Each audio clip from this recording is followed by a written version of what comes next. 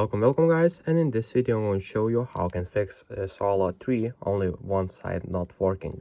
So basically what you'll need to do is take a little bit of foil and put into this headphone jack, and basically after that you'll need to plug your headphone jack and see if both sides work. If it doesn't, it means that you have an issue in the headphones itself and it needs to be repaired.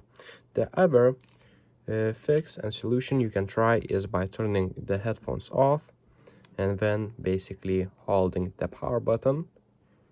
The lights will start to blink. You'll need to hold it for the 10 seconds, and after that it will go into the still mode. As you can see now, let's let it go and you'll see the red light and white light is blinking, and that means now it is in pairing mode. So try pairing and see if this issue is fixed.